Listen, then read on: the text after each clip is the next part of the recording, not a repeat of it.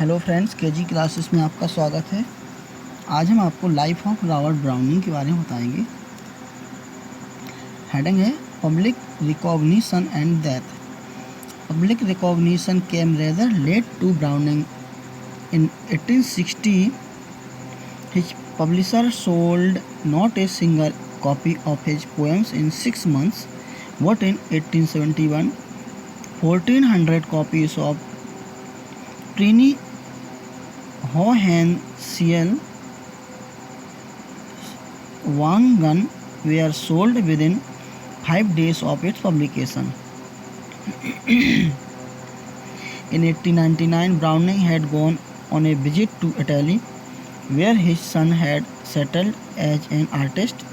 In November, he was taken ill and died in Venice.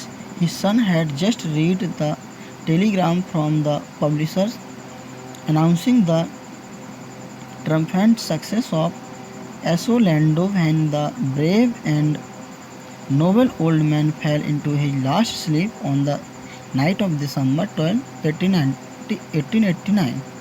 Before death, Browning's later life was spent chiefly in London. Later in life took up clay modeling. Physical accomplishments were not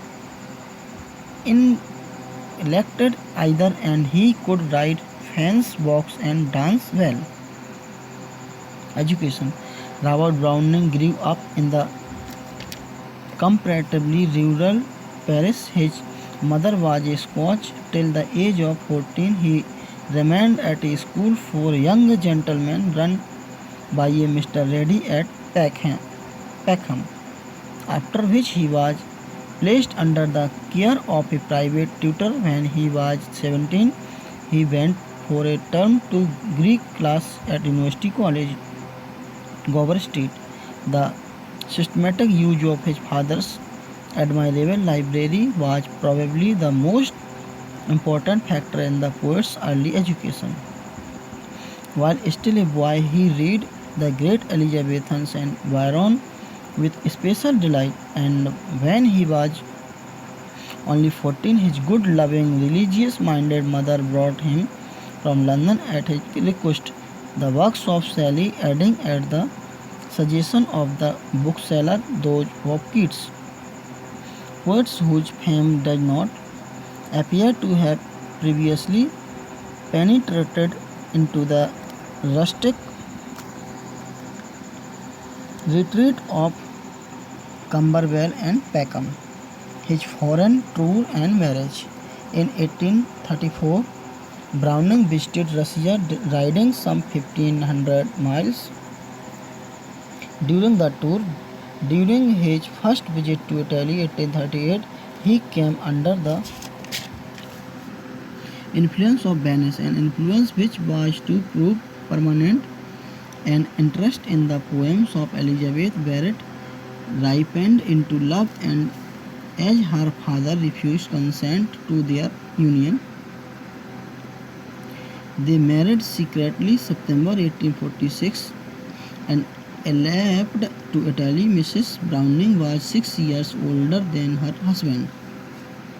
Life after marriage. The period following his marriage was the happiest and most fruitful from the point of view of poetry in Browning's life. His genius blossomed out under the influence of happy love and Italian climate and art.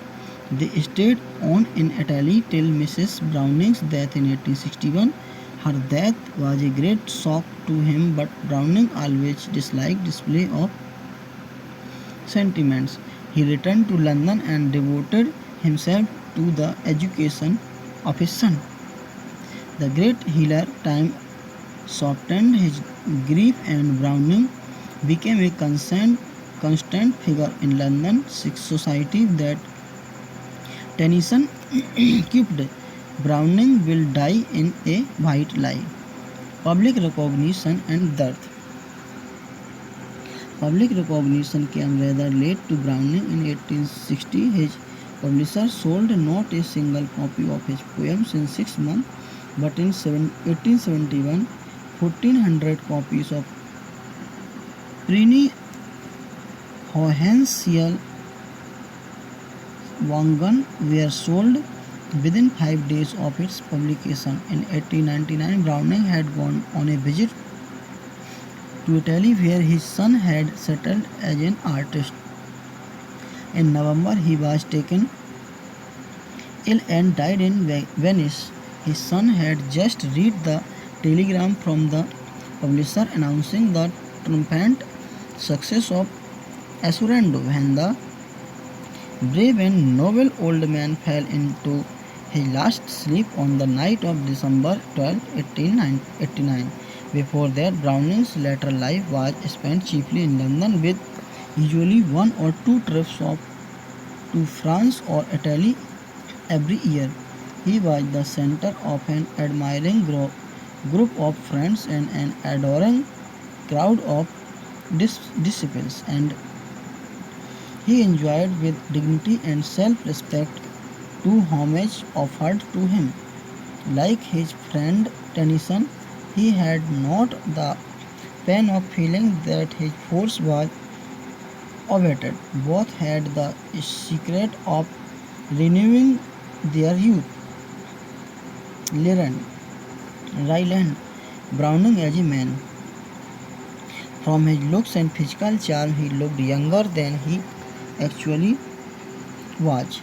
Most people had this impression about him during his play at University College. He looked at a bright, handsome young man with long black hair falling over his shoulder. He was an ambitious youth aspiring for and determined to win fame and success.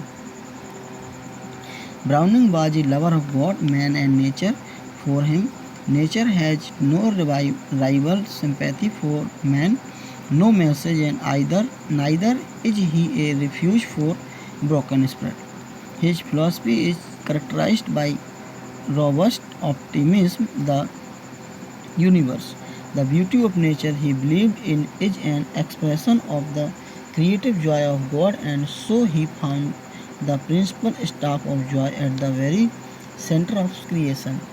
His is a philosophy of strenuous endeavor. True joy lies in effort and not in success or achievement. Faith in God, faith in the immortality of soul, faith in earnest endeavor are the cardinal point of Browning philosophy of human life. Ravi Ben Ezra is an epitome of Browning philosophy. Thanks.